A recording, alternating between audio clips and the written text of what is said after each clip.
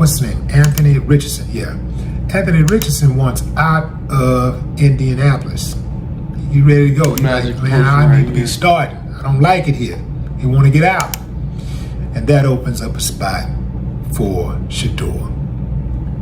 When God closes one door, he opens another. He closes the door for Anthony in Indianapolis, and I do believe that'll open the door for Shedeur. Hopefully Anthony can land in a spot on a team where he's happy to play. If Anthony does leave, I'm the one that did. Indianapolis is going to need a quality backup player. Although Shedeur's goal is to eventually be a starter in the NFL. Magic potion right here. He'll take what he can get right now. They were talking about how in the meantime and in between time, Shedeur has spent a lot of time in the projects doing outreach programs. Here's a downhill back. And what tripped me out is some of the responses from people on Yahoo in the chat. When the news... Let me break down what we know from the latest reports. After Joe Flacco somehow managed to push the Browns to the 2023 playoffs, and let's be real, that feels like a lifetime ago, everyone thought the next season with Deshaun Watson would be their breakthrough year. Instead, they went from a playoff team to something that was described as almost unwatchable. Unwatchable. That's not just harsh criticism. That's a complete indictment of everything this organization has become. But here's the thing that's got me fired up. Being unwatchable has been the Browns' brand for the last 20, 30 years. This isn't new territory for Cleveland. They've perfected the art of disappointing their fans.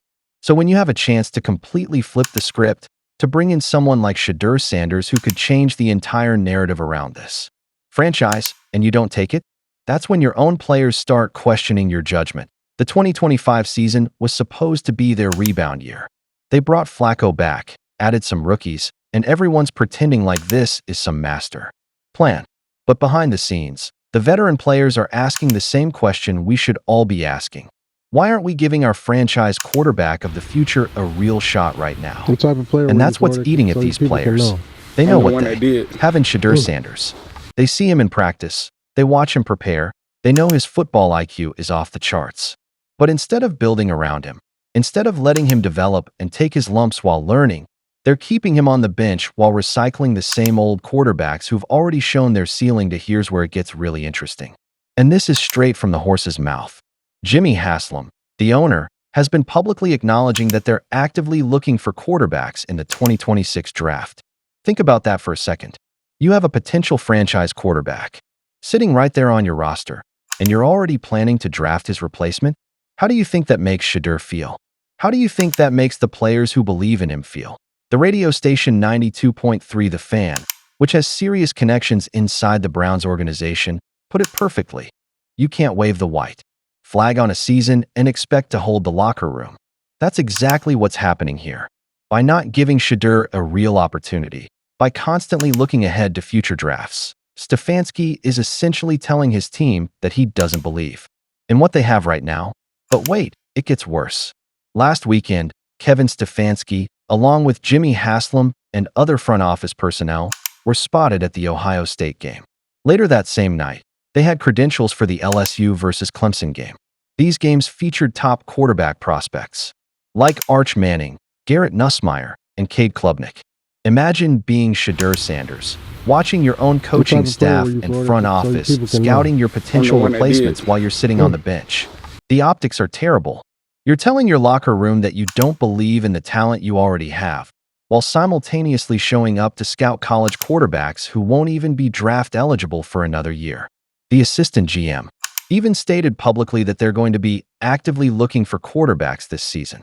How is that supposed to inspire confidence in anyone currently wearing a Browns uniform? This is where the players are drawing the line. They're seeing a coaching staff that's more focused on hypothetical future quarterbacks than maximizing the talent they already have. They're watching a front office that's planning for 2026 while seemingly giving up on 2025 before it even starts. And they're absolutely not having it.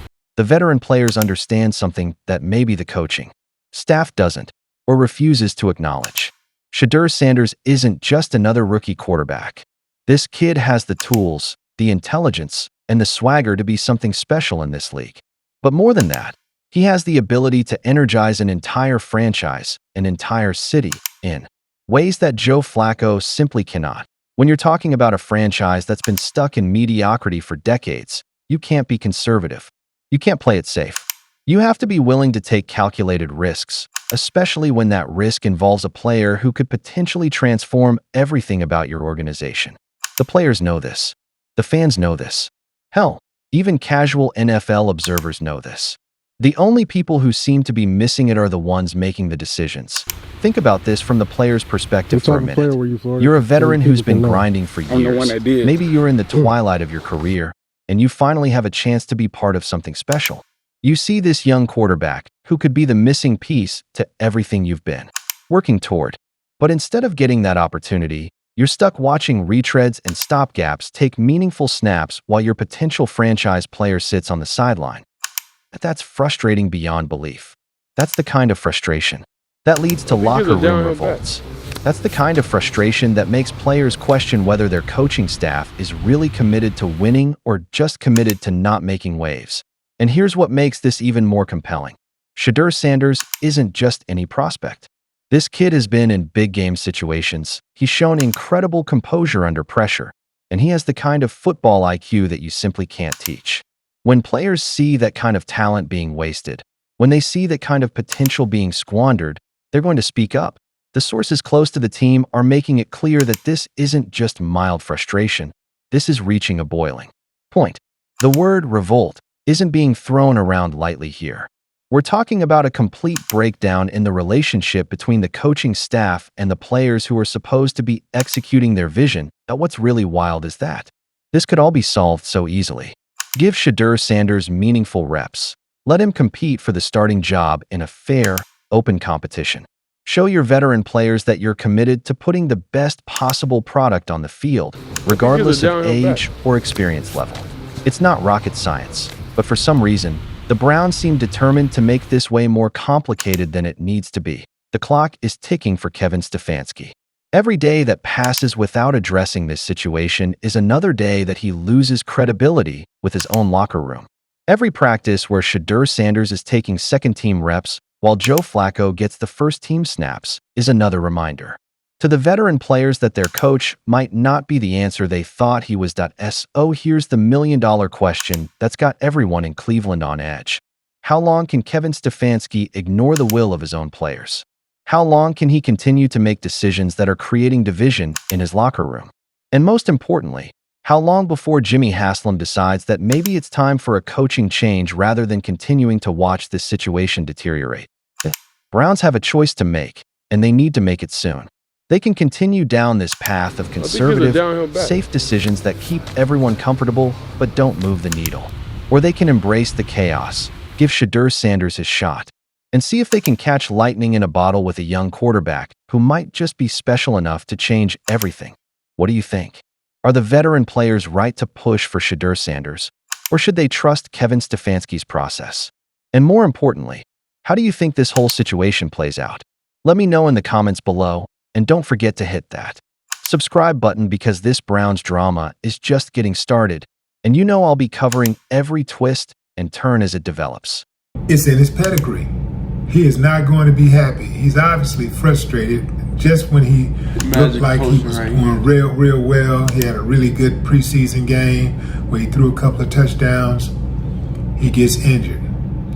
And now it looks like he's going to get some touches. He's going to be able to play, but I don't think he'll start. I don't think he's going to get the starting shot because he's two quarterbacks behind in the rotation. Which brings us to what type of player were you, Florida? The two-time Super Bowl champion, Indianapolis Colts.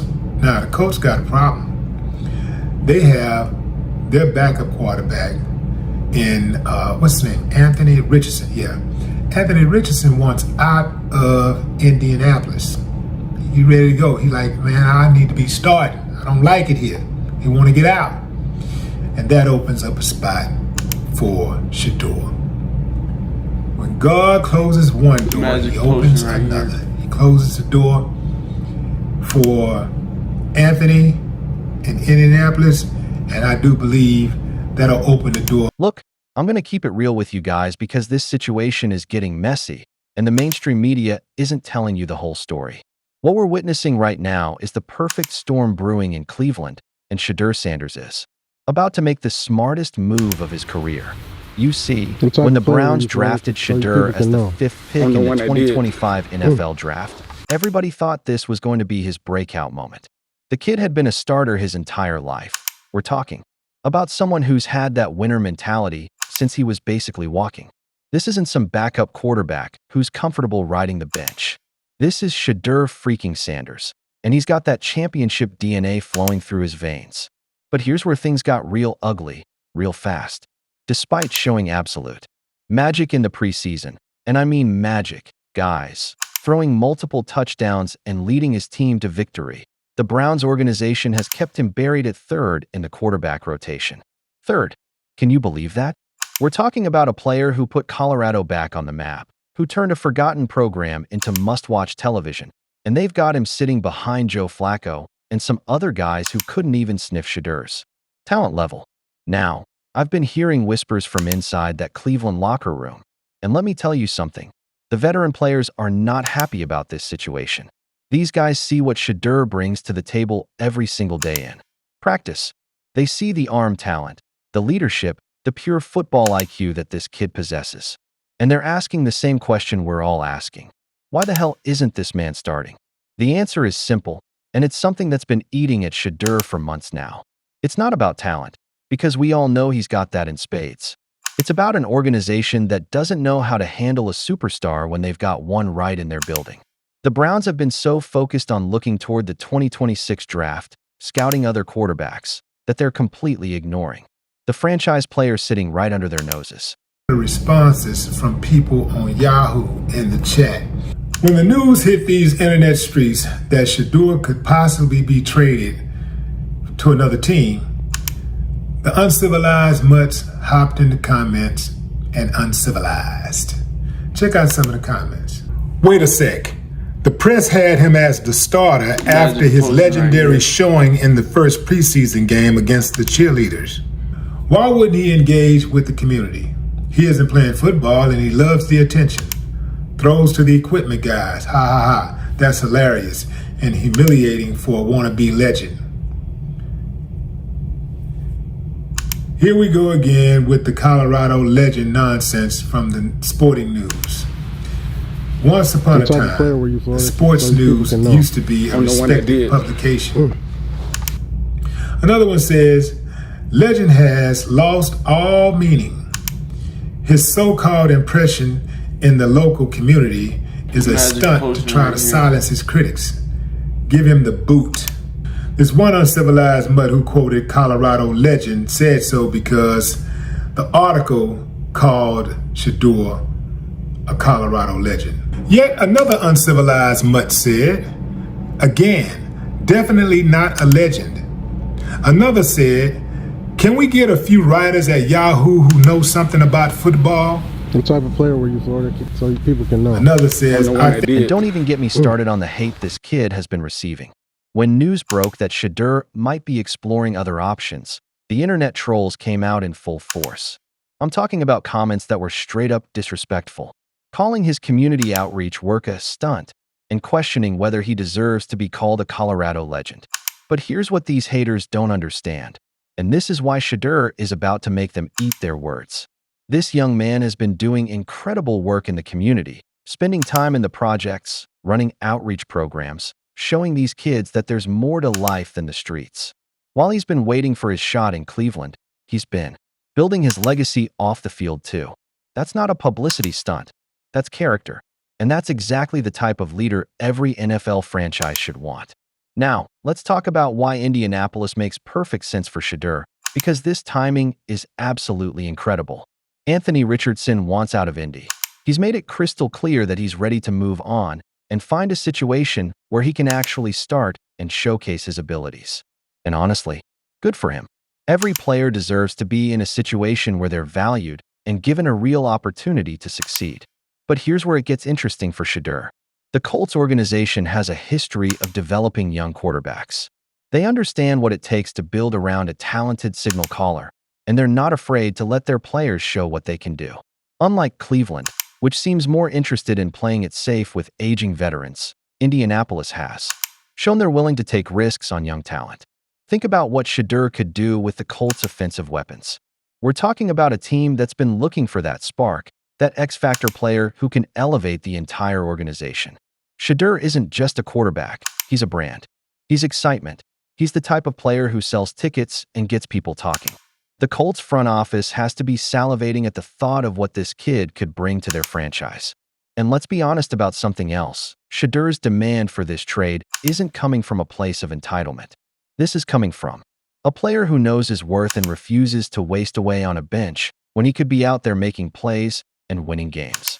We've seen what happened when he got hurt, just as he was starting to really show out in the preseason.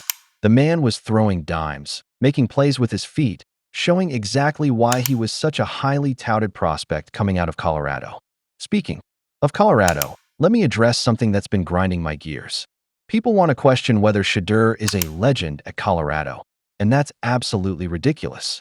Before Deion and Shedeur Sanders showed up in Boulder, when was the last time anybody was talking about Colorado football? When was the last time you could name a single player from that program? This kid transformed that entire university in just 2 seasons. He brought national attention. He brought recruits. He brought excitement back to a program that had been irrelevant for years. If that's not legendary impact, then I don't know what is. And the fact that people are trying to diminish his accomplishments tells you everything you need to know about the hate he's facing. But here's what I love about Shedeur. He's not letting any of that negativity affect his game plan. This trade demand to Indianapolis isn't about running away from competition. This is about a smart player making a strategic move to put himself in the best position to succeed. The Browns have shown they don't know how to utilize his talents. So why should he waste another year of his career waiting for them to figure it out? The Colts, on the other hand, represent opportunity. They represent a fresh start with an organization that might actually appreciate what they're getting.